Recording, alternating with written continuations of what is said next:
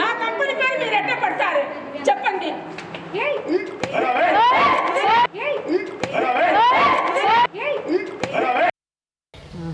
ನಾನಲ್ಲಿ 1 ವೀಕಿಂದ ಕೆಲಸ ಮಾಡ್ತಿದ್ದೀನಿ. All the people charitable trust ಅಂತ ಹೇಳಿದರು ನಮಗೆ ಮೇಡಮ್ ಅಲ್ಲಿ. ಚೆನ್ನಾಗಿ ಕೆಲಸ ಮಾಡ್ತಿದ್ದೆವು ನಾವು. ದಿವಸಕ್ಕೆ 3,000 ಟಾರ್ಗೆಟ್ ಕೊಡ್ತಿದ್ರು. ಮಾಡದಿದ್ದರೆ ಸಾಯಂಕಾಲ 7 ಗಂಟೆ ತನಕ ನಮ್ಮನ್ನು ನಿಲ್ಲಿಸ್ತಿದ್ರು. ಮನೆಗೆ ಹೋಗ್ಲಿಕ್ಕೆ ಬಿಡ್ತಿರಲಿಲ್ಲ. 7 ಗಂಟೆ ತನಕ ನೀವು ನಿಂತು ಎಲ್ಲ ಕೆಲಸ ನನಗೆ ಟಾರ್ಗೆಟ್ ಮುಗಿಸಿ ನೀವು ಹೋಗಬೇಕು, ಇಲ್ಲದ್ರೆ ನಾನು ನಿಮಗೆ ಏನು ಮಾಡ್ತೀನಿ ನೋಡ್ತೀನಿ ಅಂತ ಬೈತಾಯಿದ್ರು ನಮಗೆಲ್ಲ. ಮತ್ತು ನಾವು 6 ಗಂಟೆ 7 ಗಂಟೆ ತನಕ ನಿಂತು ನಾವು ಆಗದಿದ್ದರೆ ಫಾಲೋಅಪ್ಸ್ ಮಾಡಿ ನನಗೆ ನೈಟ್ ಆದರೂ ಪರವಾಗಿಲ್ಲ, 10 ಗಂಟೆ ಆದರೂ ಪರವಾಗಿಲ್ಲ, ನೀವು ನನಗೆ ಟಾರ್ಗೆಟ್ ಮುಗಿಸಲೇಬೇಕಂತ ಹೇಳ್ತಾಯಿದ್ರು ನಮಗೆ. ಕಚೇರಿಯಲ್ಲಿ ಶ್ವೇತಾ ಮೇಡಮ್ ಮತ್ತು ಕೀರ್ತಿ ಮೇಡಮ್ ಇರ್ತಿದ್ರು. ಅವರು ಸ್ವಲ್ಪ ಹೊತ್ತು ಇರ್ತಿದ್ರು. ಮತ್ತು ಅಲ್ಲಿ CC ಕ್ಯಾಮರಾ ಇಟ್ಟಿದ್ದಾರೆ. ಅವರು CC ಕ್ಯಾಮರಾದಲ್ಲಿ ಎಲ್ಲ ನೋಡ್ತಾಯಿದ್ರು ನಾವೇನು ಮಾಡ್ತೀವಿ. ನಾವೇನಾದರೂ ಸ್ವಲ್ಪ ಮಾತಾಡಿದರೆ ನಮ್ಮ TL ಮೇಡಮ್ಗೆ ಹೇಳಿಬಿಟ್ಟು ಅಲ್ಲಿ ಅವ್ರು ಮಾತಾಡ್ತಿದ್ದಾರೆ, ಅವರು ಸರಿಯಾಗಿ ಲಾಗಿನ್ಸ್ ಮಾಡ್ತಿಲ್ಲ, ನಿನಗೇನು ಅಷ್ಟು ಬುದ್ಧಿ ಇಲ್ವಾ ಅಂತೇಳಿ ಅವರು TL ಮೇಡಮ್ಗೆ ಬೈತಾಯಿದ್ರು. ಏನು ಮೇಡಮ್ ಈ ಥರ ಅಂತ ಅಲ್ಲಿ TL ಮತ್ತು ಅಕೌಂಟೆಂಟು ಮ್ಯಾನೇಜರ್ ಈ ಥರ ಮೇಡಮ್ಸ್ ಇದ್ದರು 3 ಜನ. ಅವ್ರಿಗೆ ಕೇಳಿದ್ವಿ, ಇಲ್ಲ ಏನಿಲ್ಲಮ್ಮ ಹಂಗೆ ಕೇಳ್ತಾರೆ, ಅವ್ರಿಗೆ ಸಹಾಯ ಮಾಡೋ ಯೋಗ್ಯತೆ ಇಲ್ಲ, ಆ ಥರ ಮಾತಾಡ್ತಾರೆ, ಅವ್ರನ್ನ ಬಿಡು ಮತ್ತೆ ನೆಕ್ಸ್ಟ್ ಇರೋರಿಗೆ ಮಾತಾಡು ಅಂತ ಹೇಳೋಕ್ಕೆ ಸ್ಟಾರ್ಟ್ ಮಾಡಿದ್ರು.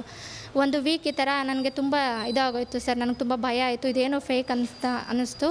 ಅದಕ್ಕೆ ನಾನು ಕಸ್ಟಮರ್ ಕೇಳೋ ಕ್ವಶನ್ನ ಮೇಡಮ್ ಹತ್ರ ಕೇಳೋಕೆ ಹೋದರೆ ಅವ್ರು ಯಾವುದು ಕರೆಕ್ಟಾಗಿ ಆನ್ಸರ್ ಮಾಡಿಲ್ಲ, ಅವ್ರನ್ನ ಬ್ಲಾಕ್ ಮಾಡು ಅಂತ ಹೇಳೋಕ್ಕೆ ಸ್ಟಾರ್ಟ್ ಮಾಡಿದ್ರು.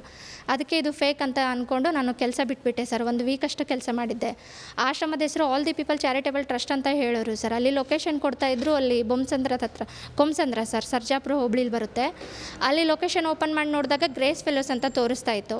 ಏನಮ್ಮ ನಿಮ್ಮ ಲೊಕೇಶನ್ ಗ್ರೇಸ್ ಫೆಲೋ ತೋರಿಸ್ತಾ ಇದೆ, ನೀನು ಹೇಳ್ತಾ ಇದ್ದೆ all the people charitable trust ಅಂತ ಕಸ್ಟಮರ್ ಕೇಳಿದಾಗ, ಅದಕ್ಕೆಲ್ಲ ಚೇಂಜ್ ಮಾಡಬೇಕು, ಬೋರ್ಡ್ ನೇಮು ಮತ್ತು ಲೊಕೇಶನ್ ಎಲ್ಲ ಚೇಂಜ್ ಮಾಡಬೇಕಂದ್ರೆ ತುಂಬ ಅಮೌಂಟ್ ಬೇಕಮ್ಮ, ಇವಾಗ ಮಕ್ಳಿಗೆ ಊಟಕ್ಕೆ ಸಿಗ್ತಾಯಿಲ್ಲ, ಈ ಬೋರ್ಡ್ ನೇಮ್ ಚೇಂಜ್ ಮಾಡೋದು ಮತ್ತು ಇದು ಗೂಗಲಲ್ಲೆಲ್ಲ ಹಾಕೋದಂದರೆ ಅದಕ್ಕೆ ಯಾರು ಕೊಡ್ತಾರೆ, ಸುಮ್ಮನೆ ಇರಮ್ಮ ಅಂತ ಮೇಡಮ್ ಎಲ್ಲ ಹೇಳೋರು.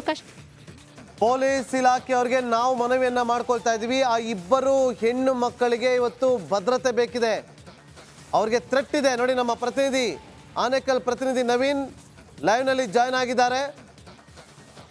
ನವೀನ್, ನೀವು ಆ ಜಾಗ ಯಾವುದು ಅಂತ ನೋಡಿದ್ರಿ, ಅವ್ರ ಲೊಕೇಶನ್ ಯಾವುದು ಅಂತ ನಿಮ್ಮ ಹತ್ರ ಇದೆ. ನಮಗೀಗ ಬ್ರೇಕ್ನ ಸಮಯ ಇದೆ, ಬ್ರೇಕ್ ಆದಮೇಲೆ ಮತ್ತೆ ಬರ್ತೀನಿ, ನಿಮ್ಮನ್ನು ಸಂಪರ್ಕ ಮಾಡ್ತೀನಿ.